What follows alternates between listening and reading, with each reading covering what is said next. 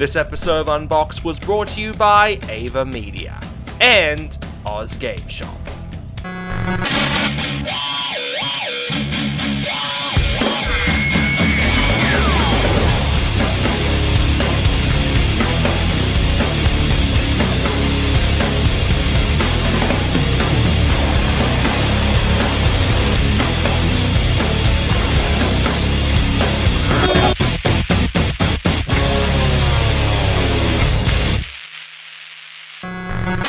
If you're a long-time viewer of this show, you will know that I'm a huge fan of s3e29.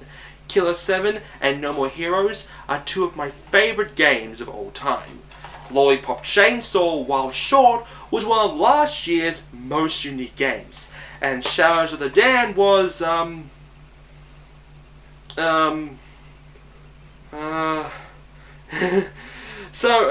when I heard he was making a new game, naturally I got hyped, despite it not being No More Heroes 3.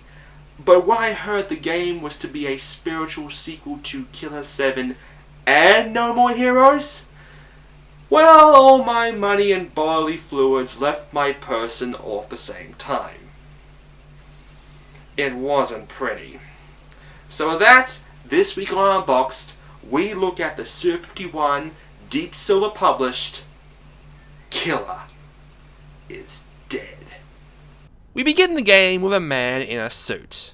Why, I believe we have our protagonist. Let me guess, this guy is an assassin, right? No sooner do we start the game though when... Gee, I thought Lollipop ended quickly. But no, turns out he didn't die.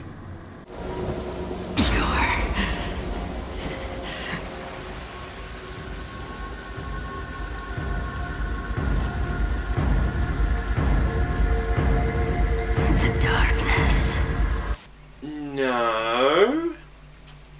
This guy is. I should review you later. Killer is Dead features a wide variety of characters like Cyborg, Japanese schoolgirl Pinkie Pie, woman who would be awesome in bed, and our lead character, Mondo Zappa, who likes to plug the game every chance he gets. Killer is dead. Killer is dead. Killer is dead. The gameplay is similar to Lollipop Chainsaw, albeit without the short skirts. Unless that's unlockable. Basic third-person melee with a katana and dodging when necessary. Okay, so my mistake, it's actually more like No More Heroes.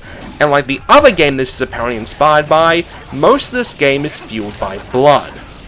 Mondo is an assassin working for the state-run Bryan execution firm, where he takes jobs from clients who seek someone being executed. Oh, and after that Bionic Commando game bombed, I see someone got a good price from Capcom for that arm. Levels mostly have you beating hordes of mindless enemies before finally getting to the boss battle. While sounding repetitive, Suda has graciously given us many different locations to work with, as well as interesting enemies. Compared to his last two games, Killer is Dead is a real trip. How do I know this? Well, one of the levels is played in a mansion. On the moon. Let me repeat that. On the moon! When the game starts, health is a serious issue. Actually finding health which is fueled by diamonds is not easy to come by, and some of the bosses are incredibly cheap. However, after an upgrade or two, you are able to heal with blood, just like Killer 7 gave you from the start, and then you go on your merrily way killing things. There are plenty of other side missions to keep you occupied for a few hours, and then there's Gigolo mode. Oh boy. During the game, you can hook up with women by staring at certain sections. Hooking up with them actually gets you new secondary weapons. I really have nothing to say about this. This isn't the same Suda I knew 5 years ago. His games still have that unique feel, but Suda just feels empty nowadays. Something tells me that the commercial failure of his past games is sadly slowly starting to get to him. The main game will last less than 5 or 6 hours, and the side missions really just feel like padding. Including the Gigolo missions, which, honestly, I felt nothing with. They were too boring to even be offensive. I'm just depressed. What happened to you, man?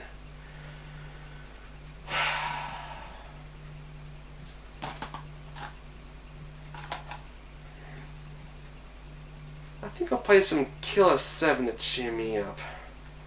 See you all next week.